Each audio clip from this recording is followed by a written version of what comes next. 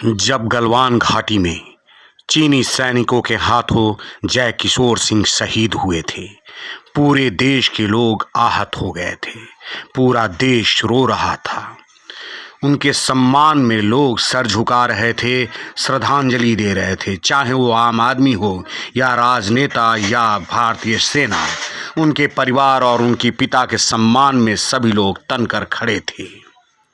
लेकिन आज उन्हीं जय किशोर सिंह की मां आहत हैं, उनके पिता की पिटाई को लेकर के। बिहार पुलिस के द्वारा उनके पिता को बेआबरू किए जाने को लेकर के ये सीसीटीवी आप फुटेज देखिए, जिसमें साफ साफ दिख रहा है कि जय किशोर सिंह का स्मारक है, उनकी मूर्ति है और ठीक उनके बगल में पुलिस वाले हैं।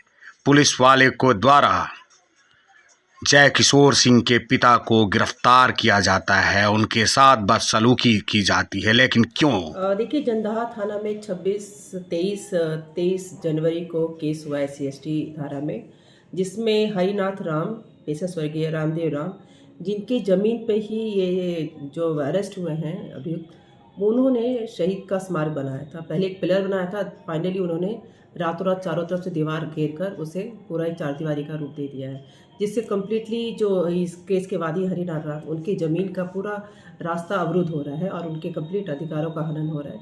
इन्होंने ये बात CO और SDO कार्यालय में भी चला, उनके कार्यालय में ये मामला चला, परंतु इन सभी का अवहेलना करते हुए इन्होंने वो पूरा अतिक्रमण किया हुआ है। तो इस चीज़ के लिए बार बार समझाया गया था, लेकिन फिर भी उन्होंने उनके पूरे ज़मीन को कवर करते हुए उनके पूरे क्षेत्र को अतिक्रमण किया हुआ है और उनके साथ दुर्व्यवहार किया। इस कारण में केस हुआ था और जिसमें उनकी अरेस्टिंग हुई है। ठीक है, मामला जो है न्यायपालिका में है।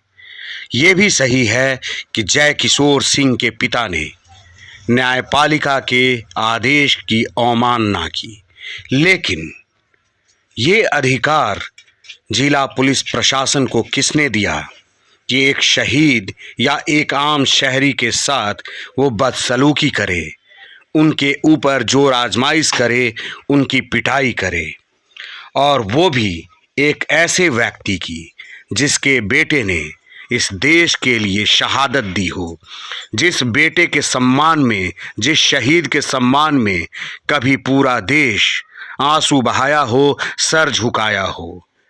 आज इस तरीके से बदसलूकी क्यों?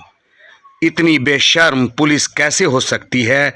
ऐसा अंधा कानून कैसे हो सकता है कि एक शहीद के परिवार, उनकी मां और उनके पिता के साथ बेशर्मी की जाए? आप CCTV फुटेज में देख सकते हैं, ये बिहार की पुलिस है। लग रहा है कि किसी आतंकी को गिरफ्तार करने के लिए गई है ये पुलिस। जिस तरीके से गहमा गहमी मचा हुआ है, कानून से अपील करता हूं कि न्याय उसे भी मिलनी चाहिए जिसके आवेदन पर यह कार्रवाई हुई है। आपको जो भी सुझाव देना हो मेरे कमेंट बॉक्स में ज़रूर दीजिए।